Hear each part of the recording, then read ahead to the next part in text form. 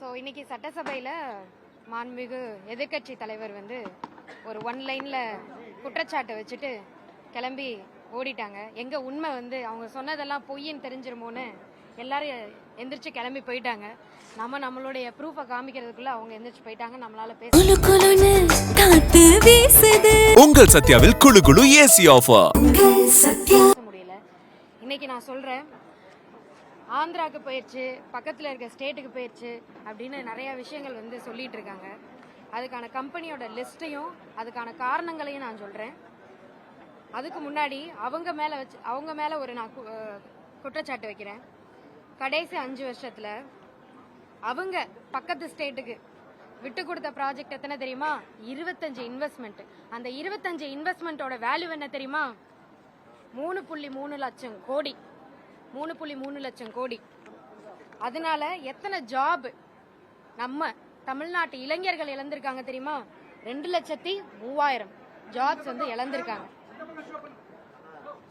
3,25 projects இழந்திருக்காங்க. இது 7 state இதனால benefit ஆயிருக்கு. குஜராத், அங்க டாடா எலக்ட்ரானிக் செமிகண்டக்டர் ஃபேப் வந்து போயிருக்கு 2024. JSW குரூப் ஒடிசாக்கு போயிருக்கு. EV பேட்டரி அண்ட் ஸ்மெல்டிங் 2024ல போயிருக்கு. குஜராத் சுசுகி மோட்டார் ஆட்டோமொபைல் 2024ல போயிருக்கு. குஜராத்துக்கு மறுபடியும் மைக்ரான் டெக்னாலஜி ATMP போயிருக்கு. மகாராஷ்டிரா டொயோட்டோ மோட்டார் 2024ல போயிருக்கு. மொத்தமே நீங்க பாத்தீங்கன்னா இந்த இதை பாருங்க, 2024ல இந்த கிராஃப் பாருங்க, 2024ல இருக்க கிராஃப் பாருங்க, எவ்வளோ ப்ராஜெக்ட அவங்க இழந்திருக்காங்க மீதி ஸ்டேட் கிட்ட.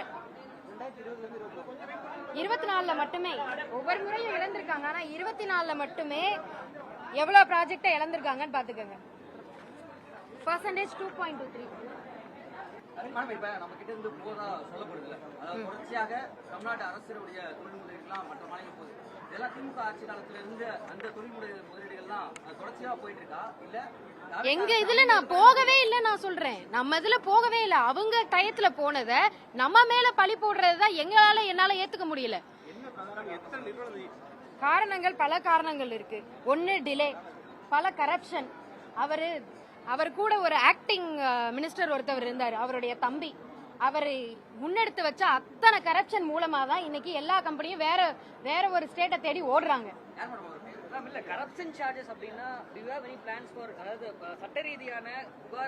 அதுக்காக தான் 21 days அப்ரூவல் சிஸ்டம் வந்து நாங்க கொண்டு வர போறோம்.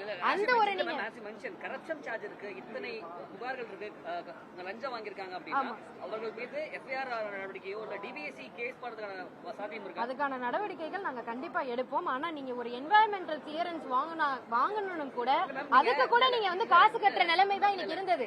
அதையெல்லாம் ஒழிக்கணும்னு சொல்லி தான் 21 days அப்ரூவல் நாங்க வந்து கொண்டு வர போறோம்.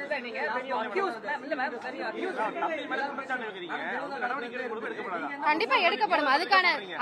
அதுக்கான நடவடிக்கை எடுக்கப்படும். அதுக்கு எங்களுக்கு டைம் கொடுங்க. இப்பதான் நாங்க ஒவ்வொன்னா நாங்க சால்வ் பண்ணிட்டு வந்துட்டு இருக்கோம்.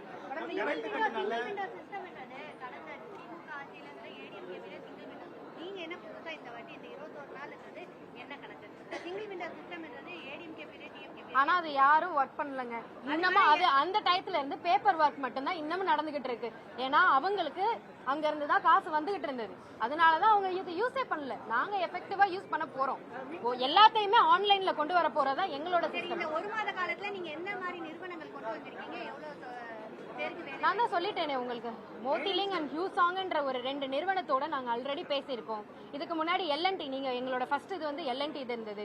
இப்ப ஹூண்டாய் வந்து நாங்க அவங்களோட புரிந்துணர்வு ஒப்பந்தம் என்னைக்காவது அவங்க ஆட்சி காலத்துல நம்பர் சொன்னாங்களா இத்தனை கோடி இருந்து நாங்க இன்வெஸ்ட் பண்ண போறாங்கன்னு? எங்க கூட பேசிதான் இன்னைக்கு அவங்க இத்தனை கோடி நாங்க இன்வெஸ்ட் பண்ண போறோம் தூத்துக்குடியிலன்னு ஒரு நம்பர் ஃபிகர் கொடுத்ததே இங்க தாவேகா கவர்மெண்ட்ல தானே. மேடம், இப்ப வந்து எதிர்க்கட்சி தலைவர் பேசும்போது CS தலைமையில நீங்க ஒரு கமிட்டி போட்டிருக்கீங்க. ஏற்கனவே கைடன்ஸ் ஒரு அமைப்பு இருக்கு.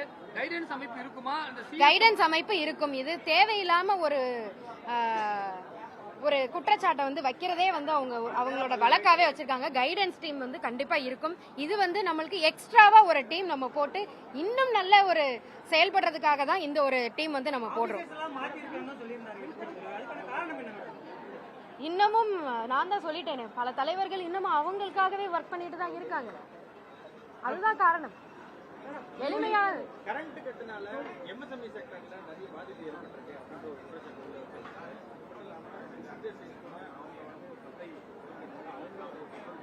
யூஸ் பண்ணி அவங்க ப்ரொடக்ஷன்ல ஈடுபடுறாங்க. அதுக்கான நடவடிக்கை எடுத்துட்டு இருக்காங்க. கண்டிப்பா அதுக்கான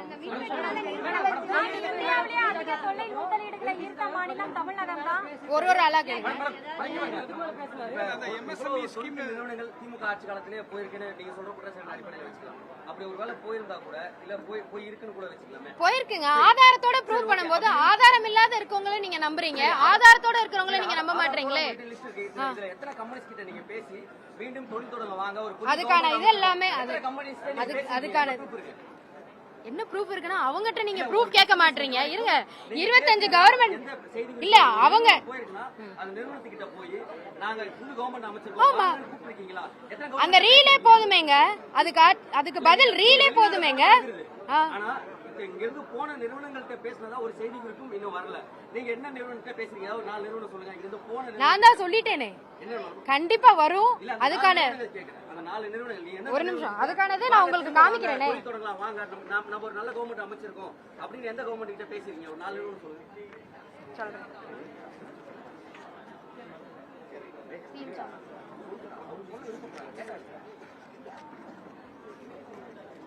ராயல் என்ஃபீல்ட் அவர்கிட்ட நீங்க கொஞ்சம் ஃபோன் பண்ணி பேசுறீங்களா? இல்ல நான் சொல்றேன் இதுதான். நாங்க ஏதோ யார்கிட்டயுமே பேசாத மாதிரியும் நீங்க கேக்குற கேள்விகள் வந்து, அதாவது ஆதாரம் இல்லாத இருக்கவங்கள்ட்ட நீங்க கேள்வி கேட்க மாட்டீங்க, ஆதாரத்தோட பேசுறவங்க கிட்ட நீங்க கேள்வி கேட்கறத என்னால ஏத்துக்க முடியல. நான் தான் சொல்லிட்டேனே, ராயல் என்ஃபீல்ட் கிட்ட நாங்க பேசுறோம்னு சொல்லிட்டு. இதுக்கு மேல உங்களுக்கு